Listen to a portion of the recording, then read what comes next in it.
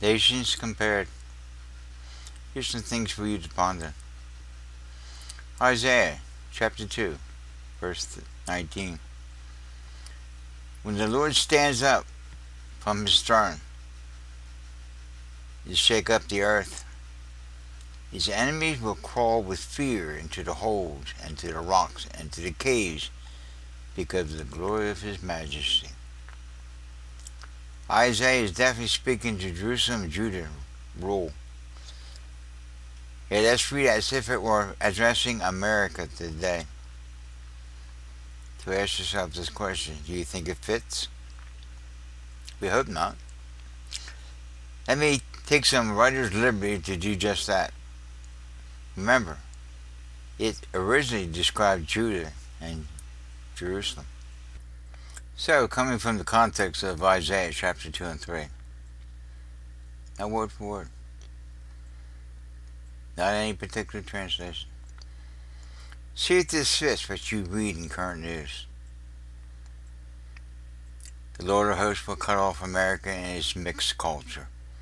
One world order, one world religion. First, its food and water supplies will be tainted. Then her leaders will kill her leaders. He will destroy her army's strength. Her judges will be proven to be corrupt. Her prophets will say what her corrupt leaders want them to say. Even her elders will turn from what was once embraced. Many officers will be proved to be corrupt. Businessmen will be proven to be cheats and liars. Lawyers will be paid defenders to twist the truth and support the lies. Magicians of the cult will mesmerize the witless population, and politicians will not serve the people, but the elite of corporate America. America's leaders will be like babies, ruling childishly. And the worst sort of anarchy will prevail. Everyone stepping on everyone else. Neighbors fighting neighbors. Youth revolting against authority. Criminal leaders sneering at honorable men. In those days, a man would say to his brother, "You have plenty of money. You could run for president, as these other rich candidates are doing." Would then reply, "No," he would reply, "I cannot be of any help. I don't have that much money anyway. Don't get me involved." American civil government will be in utter ruin because of the majority of the population have agreed with them putting them in office. Thus doing so have spoken out against their Lord, and they will not worship him. They will worship their leaders, green earth, the creation, and deny the Creator, teaching their children the same. They offend his glory by their humanistic ways of man and name of man by the power of man to the glory of man. The very look on their faces give them away and shows their guilt when you confront them with the truth. And they boast through TV that their sin is equal to the sin of Solomon. They are not even ashamed, handing out Emmys and rewards for this. What a catastrophe. They have doomed themselves. But all is well with the godly man. Tell him what a reward you're going to have at the rapture. But say to the wicked, your doom is sure. You too shall get your deserts. Your well-earned punishment is on the way. Oh, America, can't you see what fools your rulers are? Weak as women, foolish as little children playing president. True leaders? No, misleaders. They are leading you down the garden path to destruction. The Lord stands up. He is a great prosecuting attorney presenting his case against America. First to feel his wrath will be the religious leaders and big bankers, for they have defrauded the poor. They have filled their barns with money extolled from the helpless peasants. They become their controllers using lies and half-truths. How dare you grind the people in the dust like that, the Lord of hosts will demand of them. Next, you will judge the haughty religious women of America, who mince along, noses in the air, tingling bracelets on their ankles, with wanton eyes that rove among the crowds to catch the glances of men.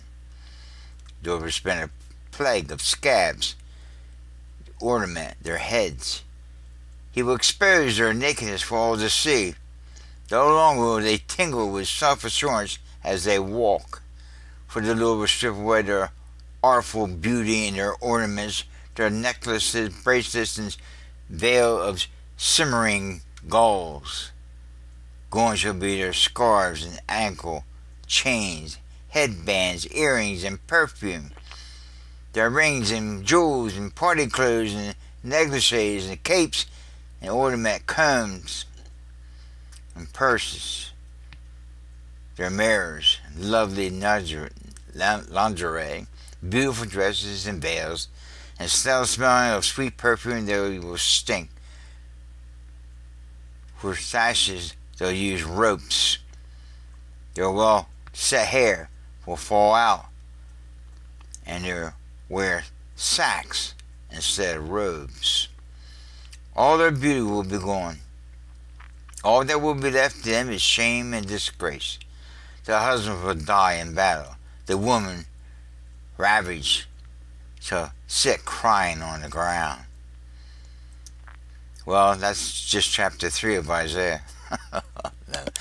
With a little liberty there, license to put that into modern day setting. If we, as this nation, deserve God.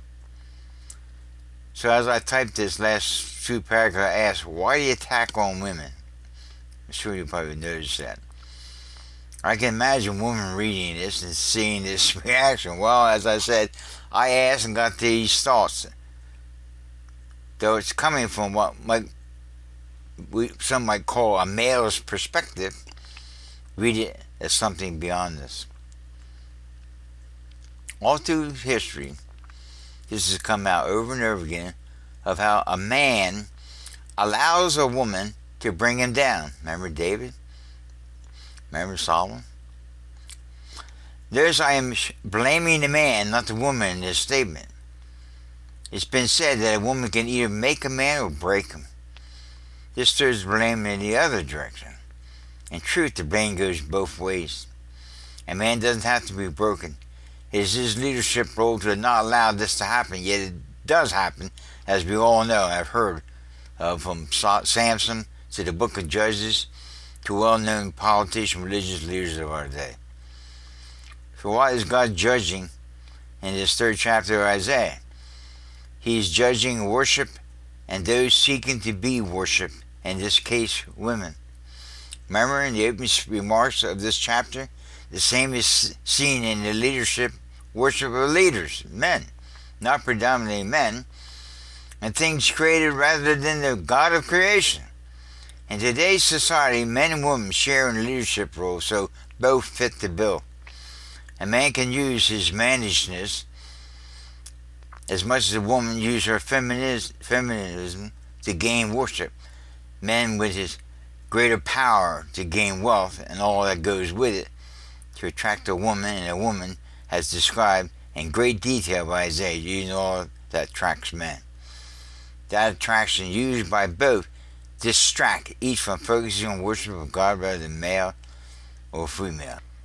Notice that it said that the leaders, predominantly men in those days, had become weak as women.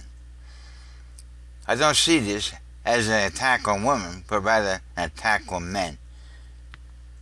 They become weak because of the overbearing, overwhelming attractiveness of women, which gives them the ability to get men to not be the men that they were supposed to be. They fell into the trap of weak women, weak in that it was their very nature describing the fall to Eve. And your desire will be to your husband. Discontenting. The few self-supporting females we see today, this has been the case down through history. A woman in this weakness used what strength she had, her beauty, to gain what she needed, even if it meant the breaking of the man, turning him from his God-given responsibilities to God. and family. In the time period of the writing of Isaiah, this was the case, where God would not have come down so hard on women. I said, men just must blame as women, so don't get too hung up. We get to take offense. I don't believe this is the case today, at least in the same way it occurred in Isaiah's day. Men were predominant. It's similar, yet different. Let me explain. As I said, women and men today share leadership roles, not only if for official positions of government and social status, but also in the home and family. When men and women both in the workforce, with men and women both in the workforce sharing a role was seen. This has worked out with many adjusting to it because in the position they had to survive. You need two people working two jobs there. But here's what happens. Via the media, TV, and the web, there are women outside the home that are drawing men away from married life and all that it entails. We get our model from TV stars going in and out of marriage that destroy the true sense of the family. We see other groups seeking alternative relationships outside of the traditional ideas of family, giving men and women a total different take on it all. You see men acting like women and women acting like men. Imagine Isaiah bringing a message from God to America and this situation going on in our time. Imagine it, man. In some cases, what he said in the latter part of the chapter 3, he would be speaking to some men who do and wear what many women wear. He couldn't say that God could next deal. He couldn't say that God would next deal with women. So what might have been today is different. God is going to next deal with this situation we are in today, meaning both men and women, and not just women. I hope you see what I mean. I wrote this some time ago. And I'm saying, Lord, no, I'll put this out, people are going to get offended. Well, I didn't say it to get offended. Isaiah said it. Yeah, look at his day when it was predominantly men ruling. The women played a part in that too. We saw examples in Scripture of guys like Samson, how David, even Solomon with Bathsheba. Different women had an influence on these men. But today it's predominant. Men and women fighting, and that's why I keep stressing in a lot of my videos to get past all of this debate of male and female. Come to realize the new creation where there's neither male nor female, neither Greek nor Jew, Bulgarian, Scythian, bond, free, male or female. It's a whole new creation. Get past the issues and the debates. So, I mean, I put this together. I'm saying, well, am I ever going to put this out on YouTube? I don't know. We'll see. So, I hope you got something out of this. God bless you.